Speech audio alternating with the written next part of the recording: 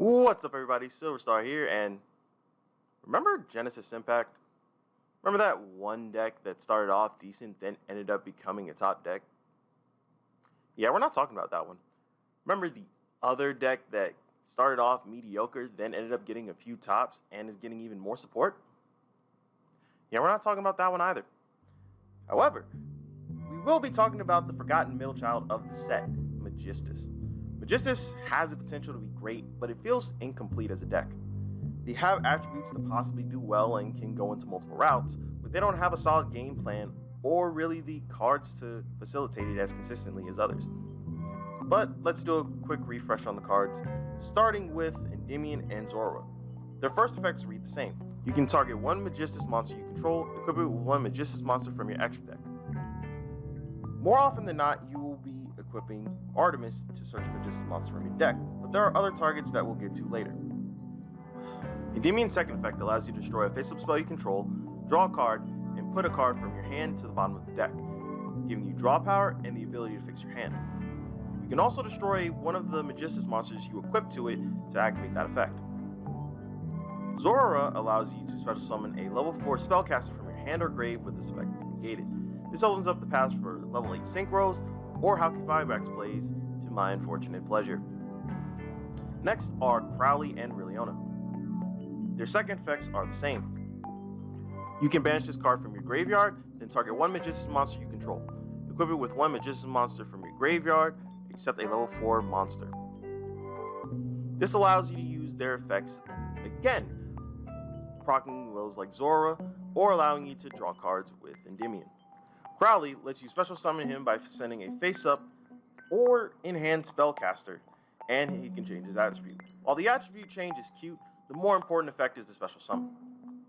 Riliona allows you to search a Magistus spell or trap, or can return a level 4 or lower spellcaster banished to the grave, allowing for more plays within the deck, and if you're using a mixed variant, allows you to bring those cards back to the graveyard, for example, Shadal's. Now, interesting thing about Riliona mentioned is that it mentioned Magistus Trap. We currently do not have any Magistus Traps, but that puts it in line for the future. Now, onto the spells. First, Magistus Invocation. This is basically a polymerization for the archetype that requires a spellcaster. If you're summoning a Magistus Fusion specifically, you use monsters in your spell or trap zones equipped to a Magistus monster. Now, the monster doesn't have to be a Magistus monster in the spell or trap zone, so that might come up later on. Next is Magistus Vritra. Target level 4 or lower Magistus monster in your graveyard, special summon it. Currently, there aren't any Magistus that are less than level 4, but that does give some other implications for future support. If a Magistus card in your spell or trap zone would be destroyed by your opponent's card effect, you banish this card from the graveyard instead. This basically protects your Magistus spell or traps or the ones that are equipped by the effect. Again, I don't know if there will be any other face-up cards, but again, that's the hope to see in the future.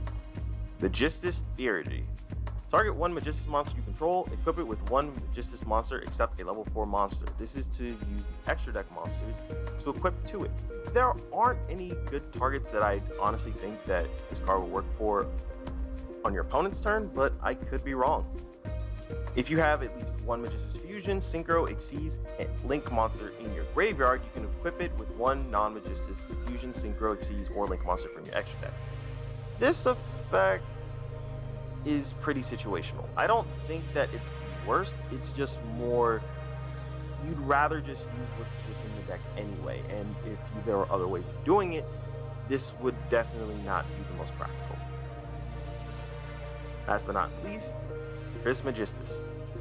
The first time each Magistus monster equipped with an equip card would be destroyed by battle each turn, it is not destroyed. For the next two effects, you can only use it once per turn and only once that turn.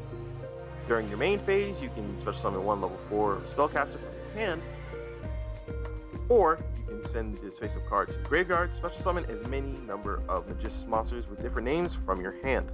This is very hand reliant, and while not a bad card, it's not necessarily the greatest for extension. You'd rather have Crowley to extend because that would allow you to use other cards, but this card isn't bad and realistically is at least a one-of. On to the extra deck. We talked about Artemis a little bit before, but we didn't cover its first effect. If another Magician's monster is normal or special summon while you control this monster, target one of those monsters, equip this card to it. Now, it's not terrible. It's more the fact that you wouldn't want to waste a summon on it, especially when you have Endymion and Zora. So, this effect is good, but it's not necessarily the greatest for the current builds of the deck. Next, Fusion Iwas. It requires one Magician's monster and one Spellcaster. While it is equipped as an equip card, the monster gains 1000 attack and defense. During the main phase, quick effect, you can target one other face-up monster on the field, equip the card to it. If it is equipped to an opponent's card, you can take control of it, but it can't activate its effects. This card is really good, but by itself, it's pretty underwhelming. There's nothing to really back up the card, so by itself, it's very underwhelming, and you can only go so far. Next is the Synchro Varum.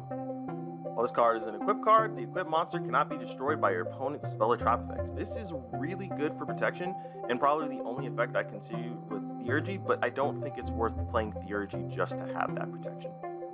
If the Synchro Summon card is destroyed, you can destroy all face-up cards your opponent controls, which is a really powerful destruction effect.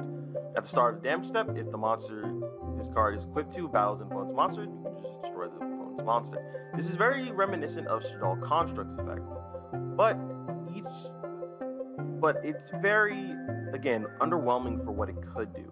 Next is Nidoruru, requiring 2 level 4 spellcaster monsters to summon. While this card is an equip card, the equipped monster can make up to 2 attacks on monsters during each battle phase. The only one with a lot of attack in general would be Varum, but it doesn't hurt if you equip it to the fusion as well.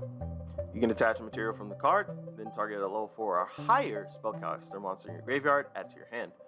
While the card is equipped to a monster, you can target one Magistus card in your spell or trap zone, and one spell or trap your opponent controls, destroy them.